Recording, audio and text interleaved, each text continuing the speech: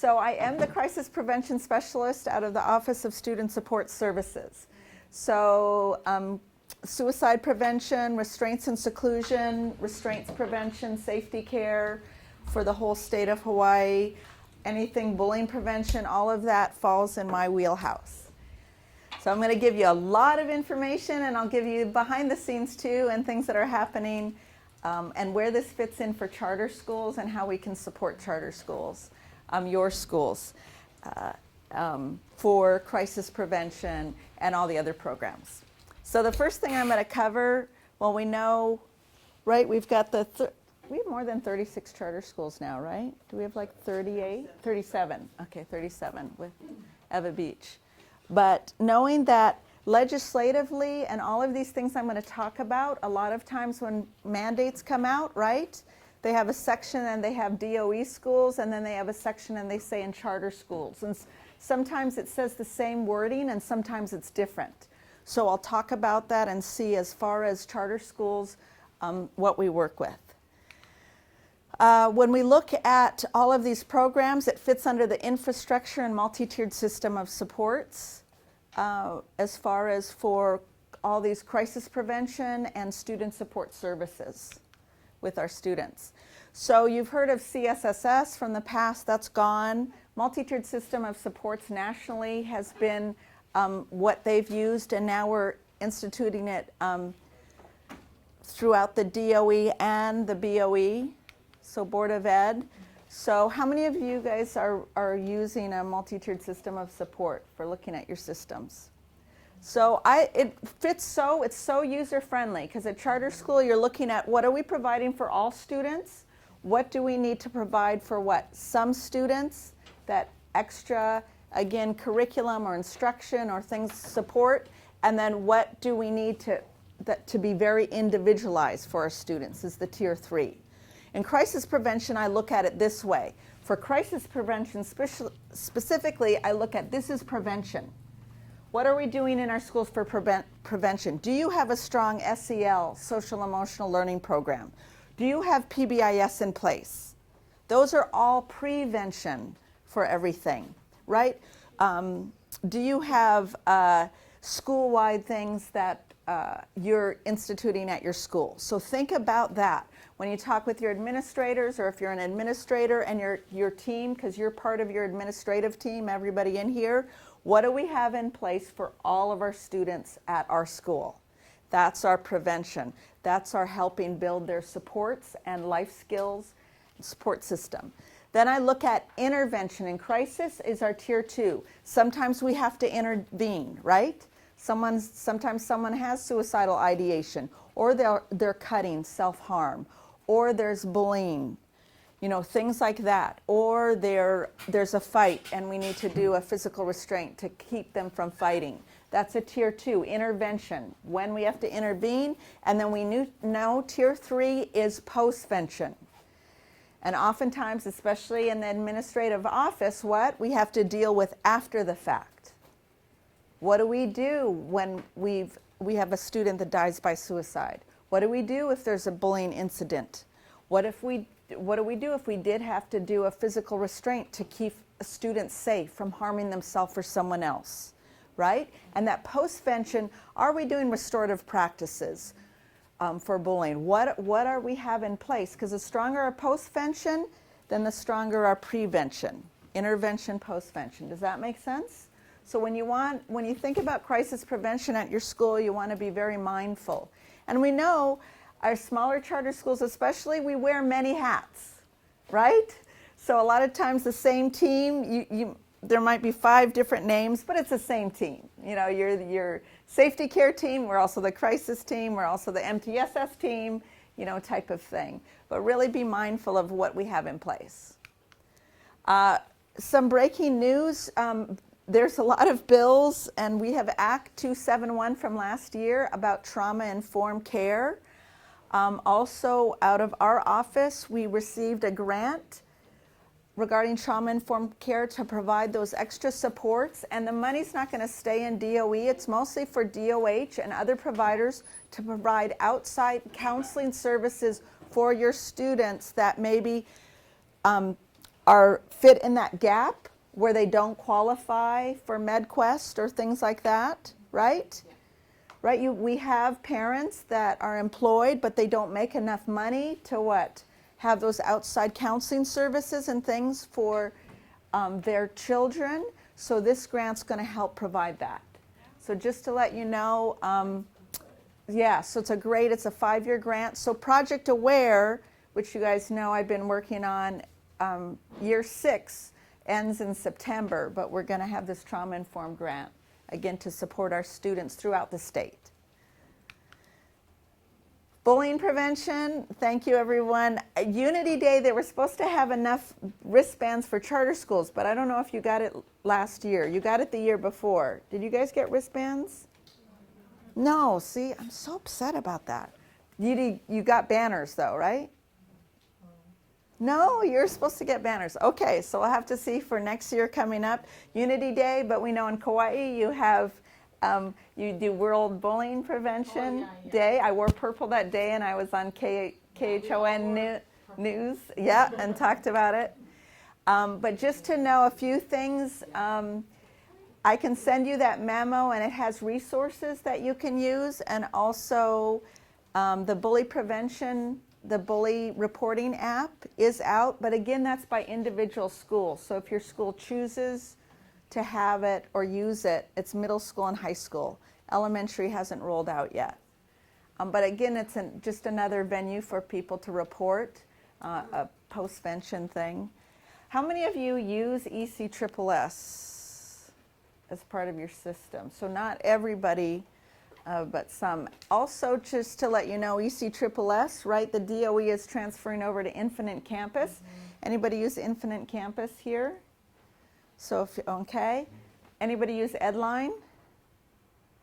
No, okay, some use. So Infinite Campus, things are being transferred over from ECSSS to Infinite Campus with DOE, but we'll talk a little bit about, again, resources for you guys. Okay, restraints and seclusion. I'm going to cover really quick, just give you updates because we know every school should be doing this. All right, so we know restraints and seclusion was a law. We're going to talk about the school actions, resources available. Okay, so what happened is historically in 2014 became Act 206. Now it's a revised statute. All of you receive this to give to your students, right? So the order's in for the beginning of school next year. I'll give you that to pass around. I'm going to just pass things around, and then Chris, just collect the extra copies over there. But the restraints and seclusion information to parents hasn't changed at all in the last 2 years. But just to give you a little bit of background of restraints and seclusion, right? Congress is the one that instituted it. We came up with the law in 2014, and then US DOE had guidelines, but now it's a compliance issue.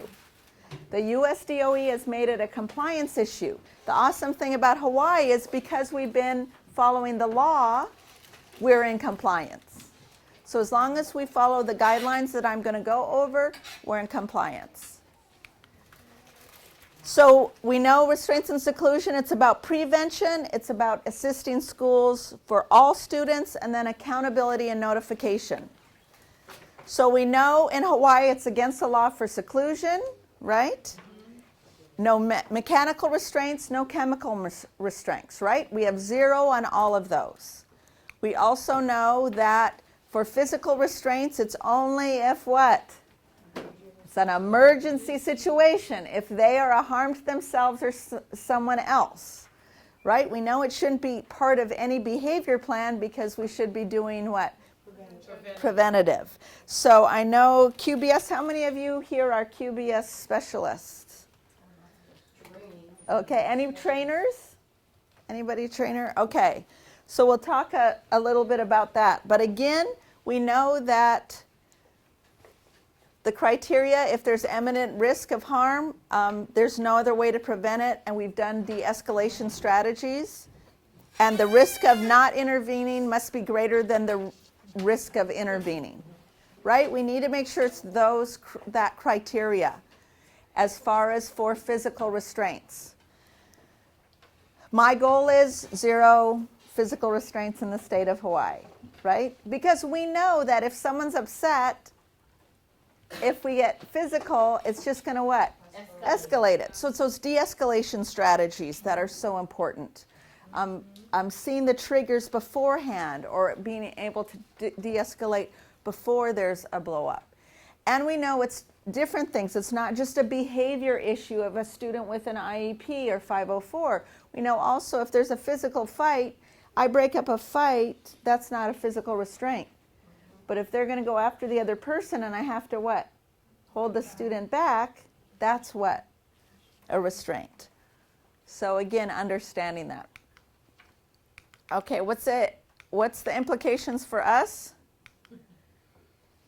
Okay, we know no seclusion, chemical or mechanical restraint. We know that we should have a team trained every year.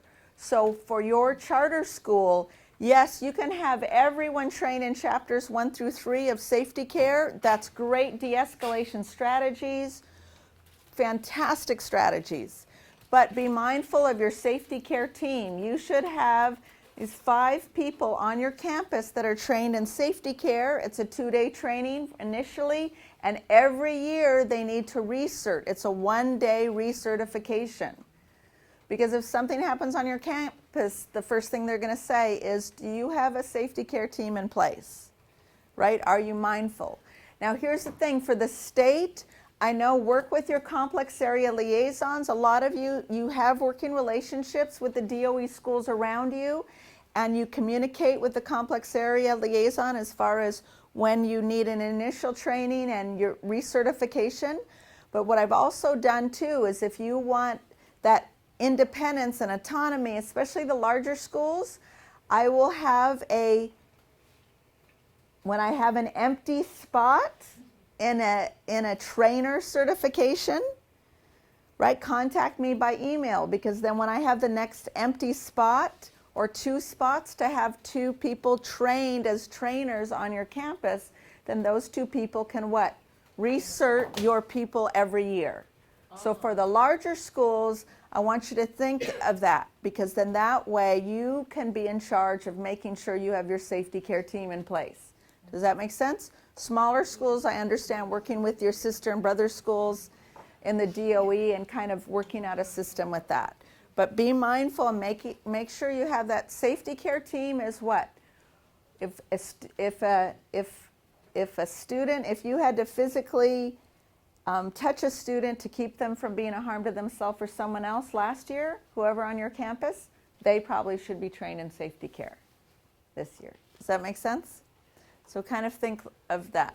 Know that if it happens, again, we're trying the least intensive interventions, and know that if a restraint does happen, we'll talk about that. We need to inform the parent right away, and then written notification within 24 hours. Also, it has to be documented in ECSSS under the restraints tab. So if you're using ECSSS, then you can, the administrator has access, can document it. If you're not using ECSSS, then you have to check, I would say, the school that's closest to you, the DOE school, and then just work out a partnership with them and see how we can, again, document it. And then you have to give written notification within 24 hours. Okay. Staff training and certification. Again, we used to do CPI and other trainings. We chose safety care training with QBS. I met with them actually at the PACRIM conference yesterday and Monday, because they're here from Massachusetts. It's a great training. Again, but it's really important that we be mindful. Here I had 400 trainers. Now we have about 250 active if you count DOE and charter schools. We've trained over 6,000 specialists, but we probably have 3,000 that are active. So that's huge. That's a huge amount of time and money that has been wasted. And we know people move, right? Move from school to school or things like that, our staff. But it's important that we be mindful and select the right trainers and specialists. So think about that for your school. And then who should be trained. The other thing is on the national website, as far as the certification, I don't know if I mentioned this to you, Chris, I was able to have them subdivide at least the specialists, because who's going to go through 6,000 names, right? But where you can at least by district, and then I'll have a 8th district that says charter schools. I want to keep you under the DOE umbrella, because of then trainers can come train your staff. Does that make sense? So I'm going to keep us all under the same umbrella, but I'll have a section so you can easily look and see the list of specialists that are charter schools. Thank you so much for doing that. You're welcome. It's just trying to coordinate. I believe in working smarter, not harder. We all work so hard because we care about our students, right? So how can I streamline to make it easier for you? So yes, yeah. So I do monthly calls with them to work on stuff like that, to streamline. So I'll have that in place. I should have it by next month. They promised me. So, okay. We know that safety care, it's about respect and dignity, right? It's about keeping our students safe. We know it's giving us the strategies no matter where they are on escalation and how to de-escalate. Here's the thing. I'm the program manager at the state level. Yes, for the next month, and then I go into my other position, but I will always answer questions, and because I'm in the special needs section, I work with this anyways. So again, use me as a reference and a support for you. Complex areas, I have liaisons at all the complex areas, so at your charter school, depending on which complex area you're in or district, that will be your liaison, and I can give Chris that list if you haven't already been working with them. And then school level, again, who's going to be in charge of who's trained in safety care, and making sure those recertifications happen every year. So you want to have that at the school level. Again, think about, be mindful who on your school campus needs to be trained. Where are the areas that, we might have incidences or things happening.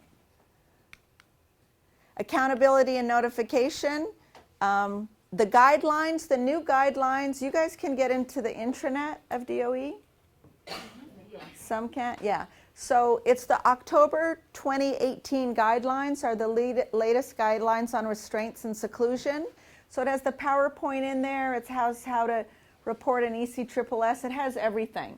So it's really good for your administrators to have. Also, the brochure goes out at the beginning of every school year.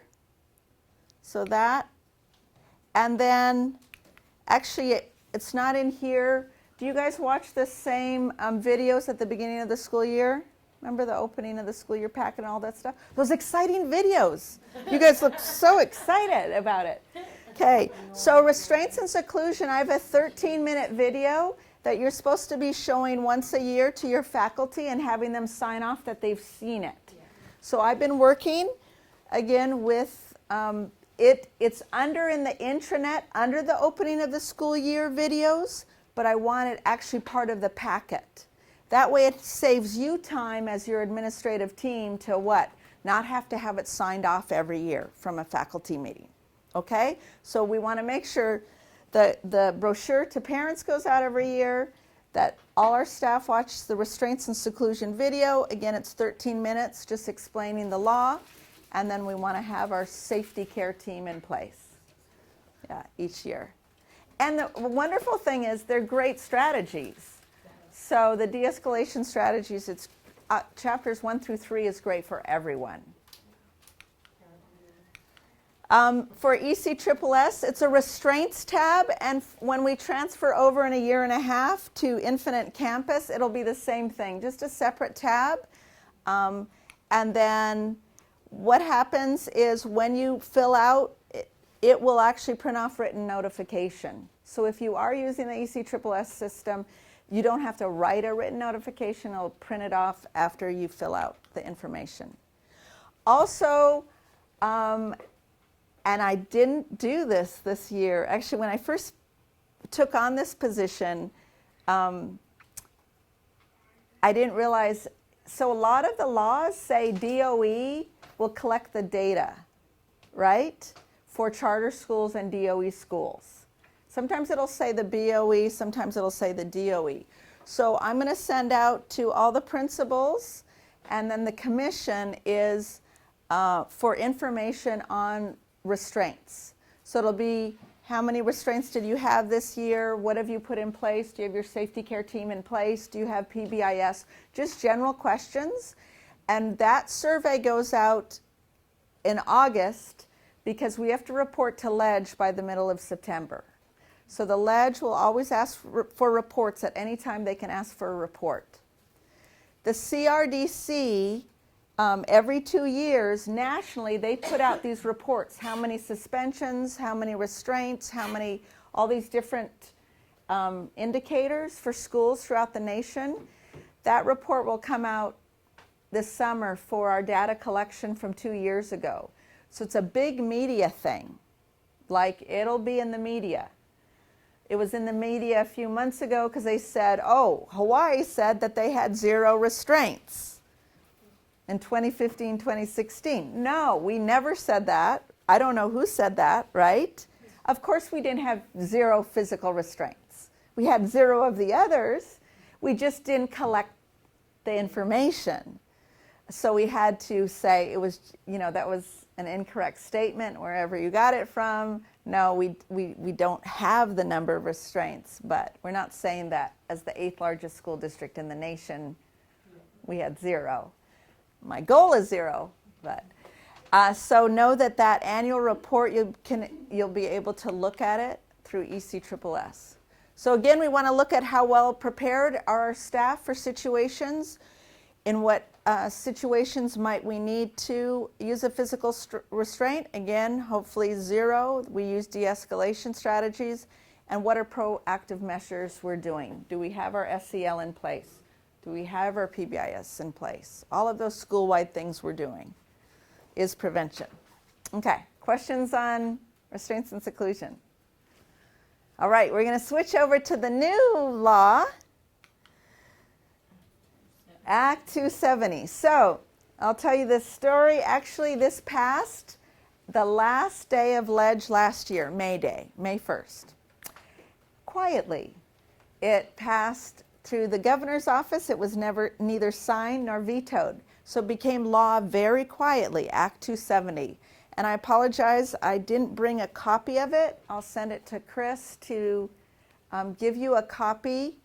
I brought the memo I put out in January instead. But what Act 270, and for some reason it didn't print it right, so if you could do like 3, Chris, it's 3 pages, so each person gets 3 pages. Okay. 1, 2, 3. Gotcha. Sorry about that. So I'm passing out the memo, which I'll go over, but basically what Act 270, and there's differences in the law for charter schools than DOE schools. What it basically mandates is for DOE schools, it mandates mandatory suicide prevention training for all teachers, EAs, administrators, and counselors, effective immediately July 1st, 2019, with no personnel, no timeline, and 0 funds. It fell under my wheelhouse. Well, I actually volunteered for it because I do youth mental health first aid training anyways. And so we're deemed with training, counting charter schools, 16,000 plus employees by May, and every year thereafter. Cool, no problem. And the other thing is a risk referral protocol, which we don't really have a formal one in place for the BOE. So we know that if a student is a harm to themselves or someone else, right? Physically, we have the physical restraints. We know if a student talks about harming themselves or someone else, right, then we need to do something and that's part of the risk referral protocol. So I'll cover that in a minute. The thing about Act 270, the difference, for charter schools it says annually. It says annually your staff should be trained in suicide prevention, and it says for anybody who works with students or deals with students, which is everyone on your campus, right? So yours said annually. The DOE doesn't say annually, but I'm still feel that the array of services and programs I'm able to provide for free for you, certain of them, if it's a 3-year certification, I don't see why the ledge would question that. If something is good, a certification for 3 years, that should count as annually to me. Does that make sense? Because their certification's still good. So I worked diligently between July and now. We had no funds, but the DOH got Act 180, which was $150,000 this year. So we partnered with DOH to help finance some programs that we can maybe use. So and the Prevent Suicide Hawaii Task Force is the other group that I partnered with as far as fulfilling this training obligation. So I'm going to go through a few things, and then whatever things I forget, I've got in the handouts.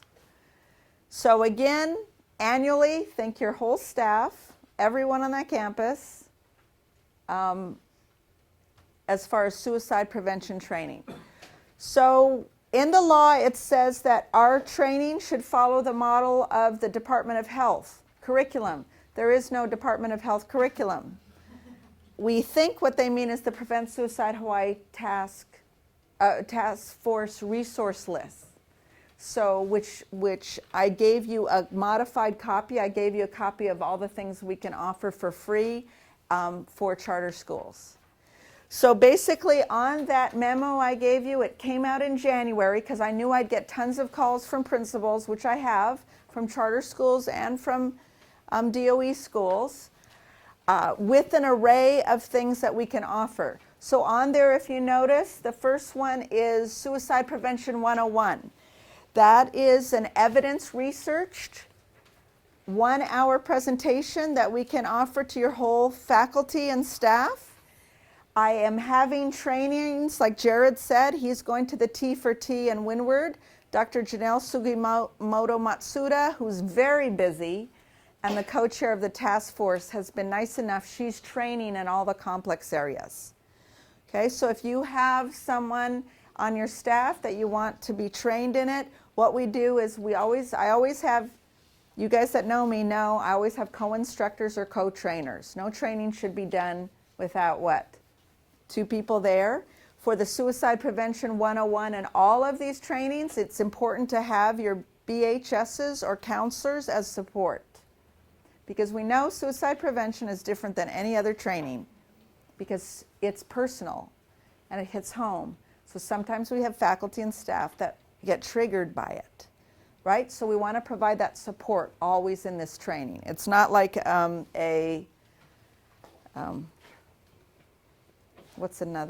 it's not like, learning to take attendance. There we go, great example. So, all right, so that, we're having a lot of principals call right now so that they can have someone in place by May. The online program, DOH is going to pay for. It's QPR. It hasn't, the funds haven't gotten the contract yet. So it's not available yet, but I can see long term, once we've got our staff trained in suicide prevention, using QPR, especially our rural areas and things. But again, even if we do the online training, it's very user-friendly, but we want to provide supports for our staff. Safe Talk is a 3-hour training. Again, we can offer it free through the Prevent Suicide Hawaii Task Force, and the certification's good for 2 years. Anything that's a 1-hour training, 1 year. Annually, you recertify. Safe Talk, 2 years, 3 hours, it's 2 years.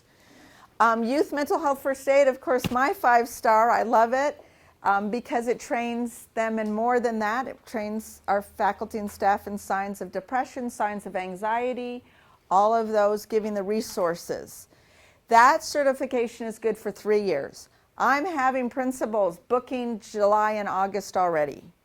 The teacher days for their whole, some complex areas said, I want the whole complex trained. Honoka'a, we trained the whole complex, all 250 staff members. the beginning of, in those teacher days 2 years ago. So if you want that at the beginning of school, request it now. Email me now, because again, we have about 100 instructors throughout the state, but that's a lot to support on those trainings. But that's a great one. And you can switch it up. Think about it. When you talk to your administrative team, you might have one thing this year. They're taking Suicide Prevention 101 this year, and they're booking YMHFA next year. That'll be good for 3 years. Maybe after that, they'll choose the QPR online, right? So we have an array. Also, how many of you have had your students take Youth Suicide and Bullying Prevention from MHA Hawaiʻi? Okay, secondary, it's offered to secondary students. In health classes is usually the place that we offer it, or if you have certain study hall classes or things like that. We also have said that's okay to train faculty and staff. Again, then the faculty and staff is getting the same information as the students. But this is offered for students, but we can also offer that for our faculty and staff. 1 hour about bullying prevention, 1 hour about suicide prevention is their training. And then, like I said, the risk referral protocol, I hope to have that memo out by March, but obviously that's not happening. But I do have it drafted, and we'll put it out. Just to explain, so you can explain it to your administrative team, is that we know, okay, we're mandatory reporters. Mandatory reporters means what? We have to report if what? If someone's harming them, right? Right? If we suspect what? Physical abuse, sexual abuse, neglect, any of that, we're mandated reporters, right? For if someone talks about being a harm to themselves or someone else, we're not mandated reporter. But we're legally liable, right? If someone talks about killing themselves to me, or they're physically harming themselves, or I know they're physically harming themselves, and I do nothing, and they die, or then I am what? Liable. The fact that I knew this and I never said anything. Does that make sense? Yeah. So it's important for our faculty and staff, again, to understand that risk referral protocol. And I'll just verbally say it. Yeah, I guess I'll pass those out after. Couple things I'm going to pass out at the end is our DOH stats, our latest stats on death by suicide and injuries and things. Right now we have about 10 deaths a year, youth that die by suicide. If you were to ask me informally, because I'm on the child death review for Oahu, I would say statewide we deal with 1 youth a month dying by suicide. And we've had death by suicide at the high school level, the intermediate level, the elementary level, and faculty. And I look around this room and I already know of schools or geographic areas that you have been personally touched by death by suicide of someone at your school or a nearby school. So we know that it's an important thing to be aware of. So that risk referral protocol, what all these trainings are gatekeeper training, what we talk about, and I'm going to pass out this. This is by NASP. This is a great little thing for your teachers, and the reminder, or what to do, kind of gives a great risk referral protocol. Because we know if someone talks about harming themselves or someone else, we train our staff, don't leave them alone, and take them to the counselor right away, right? In a very calm manner, or get the counselor there. If you don't have a counselor is not on campus, who do we go to next? Right? Do you guys have school-based behavioral health assigned? Any BHSs? Yeah, but they're only there like once a week. Okay, so if they're there, but you're right, if a counselor's not there, if a mental health professional's not there, SBBH is not there, then administrator, right? Then that person, the protocol is they call the crisis hotline, right? DOH. Then we've done our risk referral protocol, and then it goes from there. So we know on campus. The wonderful thing about these trainings, though, is it's like regular first aid. Who's regular first aid, CPR, AED certified, right? If I'm at a restaurant, I don't say, oh, no, I'm off of work. I'm not, right? it's the skills that we take with no matter where we are in the community. So what I found though too, besides them being informed about suicide prevention, when your staff take this training, they become more knowledgeable, especially the youth mental health first aid, because it talks about anxiety and depression. They're more knowledgeable, they're calmer, they're more empathetic, they have better classroom management skills. So that's just a side part. Besides the importance of saving a life, it actually also what? Helps our staff be more knowledgeable and be more empathetic with our students. The other thing I'm going to pass out is the safe messaging. As an administrative team, when something happens, how do we practice safe messaging, right? We know that death is a part of life. So whether it's death by suicide or a car accident or a medically fragile student that we have, whatever it is, we want to have our protocols in place at our school, especially being smaller schools. It hits us harder, right, when someone passes away. So what do we have in place to provide that support and that? And I can help you with that as well, because in 35 plus years or whatever, I've dealt with death as part of life. So that is kind of the risk referral protocol part. So again, Suicide Prevention 101, we're doing cadres throughout the state. If you're interested in or you want certain people trained on your staff to present this, then just email me. Youth Mental Health First Aid, I have a flyer too. It's the old DOE email, my email, but it forwards to me. And then all of these give a nice protocol. So here's our YMHFA protocol. And then it's from Australia, so koala bear's the mascot. So yes, if you take YMHFA, you do get your own little koala bear. Just letting you know. Okay. Besides the 3-year national certification. So again, it's helping us identify whether we know a student and all of a sudden there's a change in behavior, right? Or whether we have a brand new student coming to our charter school and we see that maybe they're unwell or maybe they need those supports. For YMHFA, again, the grant is through September, but I'm going to continue on after the grant. So we have over 100 instructors, and we train not only DOE and charter schools, we train private schools, we train all educators. We train first responders. I have Honolulu Fire Department instructors. We train HPD as having all 2,500 of their officers trained in mental health first aid. Because how much training in mental health do our first responders get? Zero. So now it's switched, and we partnered with Maui and Kauai. Their officers are trained.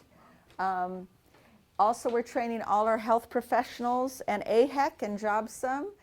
We're training those becoming doctors and nurses because they're part of our first responders. And AHEC actually and JobSum, now they're taking this and they're training in the Pacific Rim.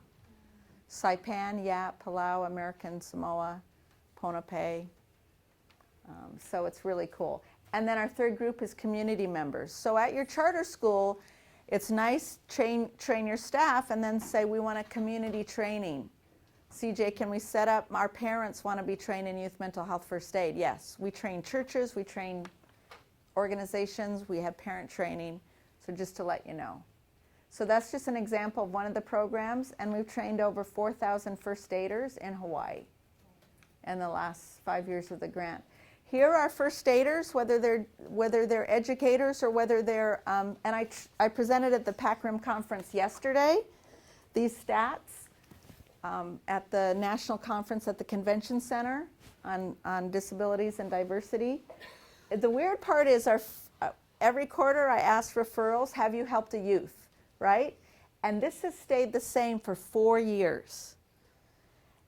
Whether it's educators like us or whether it's community members or first responders, always the number one concern for youth has been anxiety and stress.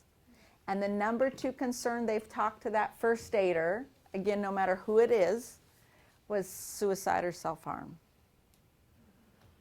And it's stayed the same throughout the last 4 or 5 years. That hasn't changed as the two concerns that youth have when they reach out, or when a first aider, when we reach out to a youth that seems to be struggling. Youth suicide and bullying prevention, again, Mental Health America Hawaii does this, and we've partnered with them. To let you know also, there's a bullying prevention, I know Sione did a letter, as well as the DOE. There's a pilot for the Ledge has for mandatory suicide prevention training for one middle school teacher throughout the DOE, which is 41 schools, and then there's 30 charter schools that have middle school age.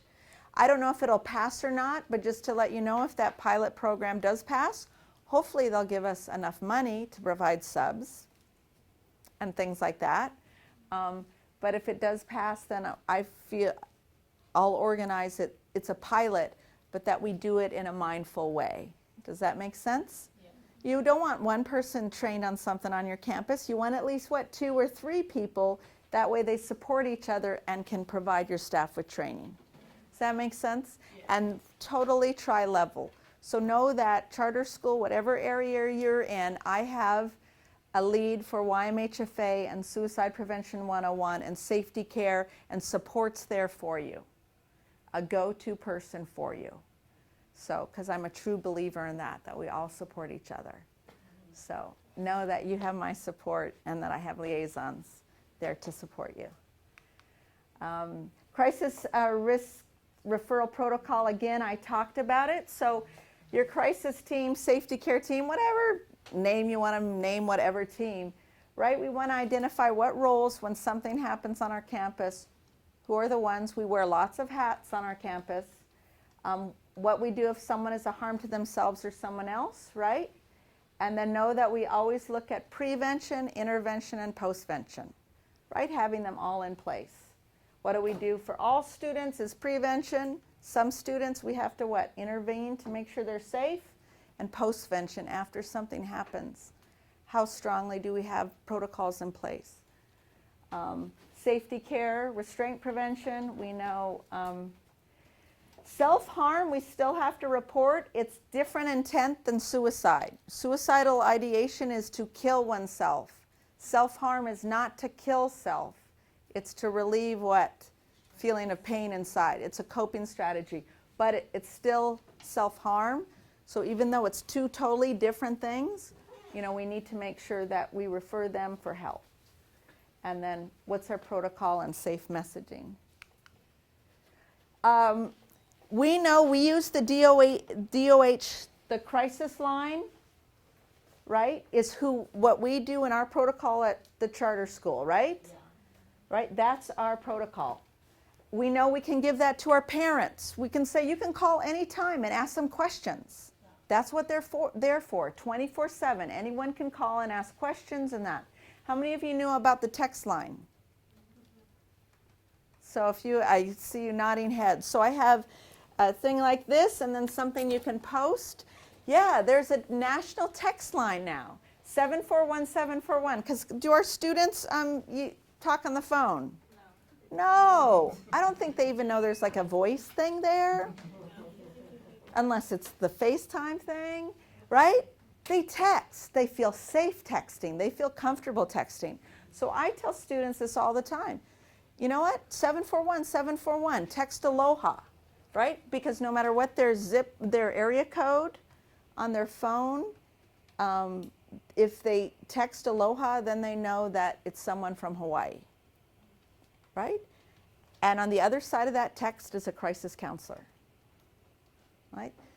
How cool is that? I tell them, because sometimes they're like, oh, I live with Auntie, or I live with Tutu. She's old. I don't want to wake her up, but I wake up at 2 in the morning and I'm so stressed and anxious I don't know what to do. Text. Or if we're at a party, right? You don't know who I'm texting, and I can go, you know what, I'm at a party with my friend and I'm really worried about her. What should I do? She doesn't know who I'm texting. So again, that's a great go-to resource for our students, is that crisis text line. Again, if there's LGBT questions, the Trevor Project is a good number. And then there's a national line, and they're finally going to shorten that. You know, 911 is short. Information, 411, short. Right? They're finally going to shorten the crisis text line nationally. I'm not sure what it's going to be, but hopefully I think it'll be 3 digits. Know that when we call the crisis line, Hawaii picks up, the DOH in Hawaii picks up 99% of the time. Like, it's always, very rarely does it ever go transfer to the national line. We have our systems well in place, DOH does. So know those resources. Also toolkits for schools, and I'll give, I'll send this where a Google file that you guys can get all of these. The SAMHSA manual, this is a big thick manual, you can get it for free. American Foundation for Suicide Prevention, AFSP, and SPRC, Suicide Prevention Resource Center, that's a great resource center. Some of these handouts are from there. After a suicide. But this is really good. The Model School District Policy on School Suicide Prevention, it's very short. I like short and sweet, not big like the other one. And it's Trevor Project, AFSP, American School Counseling Association, and NASP. So I love it because they work together. So I go by this. If you want a little guide to give your administrative team, your team that works together on something to follow, that's a great short one. Short and easy. I like short and easy. Again, Prevent Suicide Hawaii Task Force is the one that is supporting us in these efforts because Act 270, we have no support now. American Foundation for Suicide Prevention and Department of Health Injury Prevention. Their suicide prevention person, Nancy Dealey, retired, but they finally got someone new this week. Yay! So hopefully we can work together and get those supports. Safe messaging, and like I said, I have the handout. We know in safe messaging post-prevention, we don't give details. It's not about glamorizing. There's no simple answer. Very important are wording and verbiage. We don't use the words successful suicide or failed attempt or completed suicide or committed suicide, right? We want to be as non-judgmental as possible and as factual as possible. So you want to use the words died by suicide. It's non-judgmental and it's straight to the point, right? So that's really important that we use appropriate terminology when we're talking to our faculty and staff and students, right? Died by suicide. Or took their own life, but I just say died by suicide. What we do want to do in safe messaging is always list warning signs, provide resources, know that getting help is effective, provide that hope, right? It's a complex situation, right? It's never about, oh, they broke up with a girlfriend or boyfriend or something, right? There's always depression or something. It's very complex thing behind that. So safe messaging is really important for us because we know what's in the news and things all the time. So how can we do safe messaging? And one of my favorite slides, really important for suicide prevention, bullying prevention, physical restraints prevention, all of those prevention things, self-care, right? We need to model self-care to our students and faculty and staff, right? That it's okay to ask for help, getting rid of that stigma. They always, oh, it's shame, it's shame. No, it's not shame. We all deal with hardship. We all go through challenges and hard times. It's okay to ask for help. About talking, we know the Kauai longitudinal study is a top study in resiliency in the world. And two things we culturally already knew. Number one, they say evidence-based, the number one key for mental health and recovery is that network system. What have we called our ohana for years? Now evidence-based, that sense of ohana is a number one key for mental health recovery. The second thing, the Kauai longitudinal study and resiliency, right, of the 4 protective factors, I always say the 2, write down MAMA, M-A-M-A, Ask, who's your mama? My trainers on Hawaii Island and Hilo named this. Who's your mama? Ask every single student you see this week, who's a meaningful adult on this campus that you can talk to, and what's a meaningful activity? If they have an answer for both of those, you have a resilient student. If they don't have an answer, you have a school dropout, no matter what age, right? And then I always ask, who's a meaningful adult at home that you can talk to? And what's a meaningful activity you're doing outside of school? Because we know that besides they might be really involved in school, but if they're not involved with a meaningful activity and have a meaningful adult outside of school, what? That resiliency might not be there. Does that make sense? So again, that self-care for us and that mama for them, meaningful adult and meaningful activity is their self-care. And for some of us in here, our self-care was our mama when we were young. I've been surfing 45 years. That's my meaningful activity. As long as I get in the ocean, I heal. It's my healing, right? So think about what's your meaning, who's the meaningful adult you can talk to, what's that meaningful activity, and what do you have that for your students? Because that's that resiliency and that's that prevention part, right? Protective factors. Risk factors, it's hard to change risk factors, isn't it?